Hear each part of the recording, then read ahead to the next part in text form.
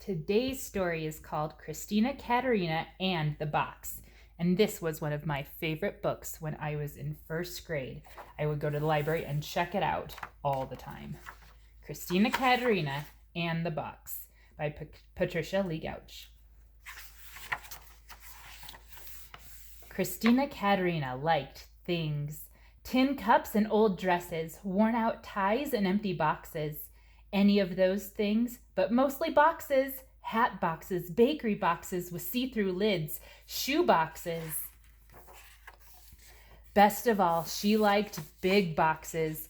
So she was happy indeed one sleepy summer day when even her sometimes friends, Fats Watson, was out of town to see a truck deliver a great tall box. It came on a refrigerator. "Oh, how grand and new," Christina's mother said, looking at the refrigerator. "It is. Oh, it really is," said Christina, looking at the box. And she quickly claimed the box for her own and dragged it under the apple tree.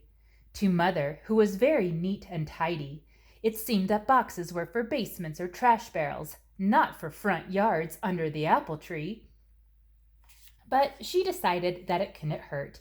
It couldn't possibly hurt for one day or two to have the big box in the front yard there under the apple tree.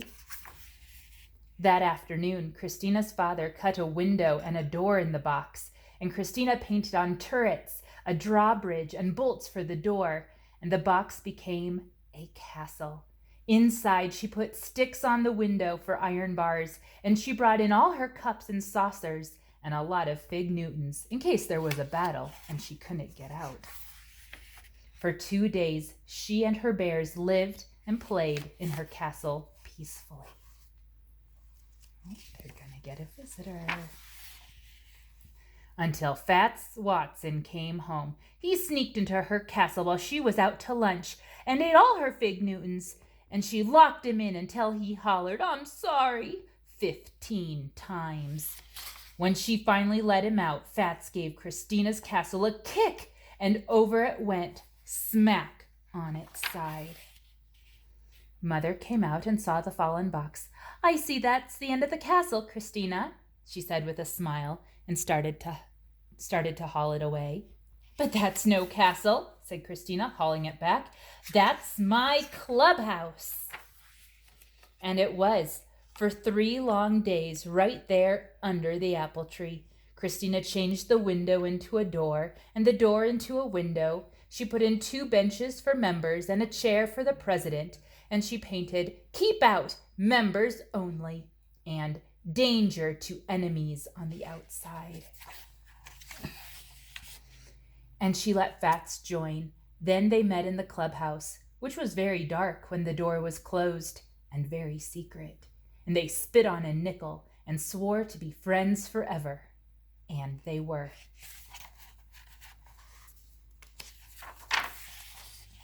Until one day when Fats got angry at always being vice president, he climbed on the clubhouse roof and promised to sit there until Christina made him president.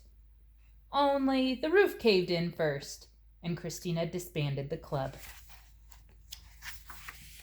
When Mother saw the sat-in box, she brushed her hands together. Now she would have her nice, neat yard.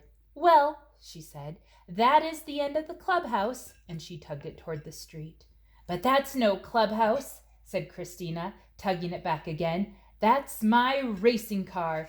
Here, I'm on, and I am late for a race."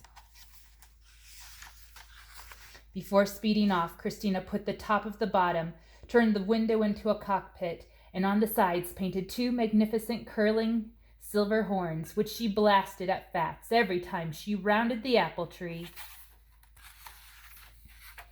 For 2 days she raced around the yard and won every time. Until Fats said he'd take a look at the motor, that it didn't sound quite right. When he cut off the nose to get at the motor, the car collapsed. Christina's mother was relieved. "Well, that is the end of the racing car," she said, and she pulled the cardboard toward the trash barrel. "But that's no racing car," said Christina, pulling it back again. "That's the floor of my summer mansion, and I'm going to have a ball." And she did. right there under the apple tree. She patted the box out flat and drew furniture on each flap, a stove and a refrigerator for the kitchen, a bed for the bedroom, and a grand piano and a violin for the living room, so there would be music for her ball.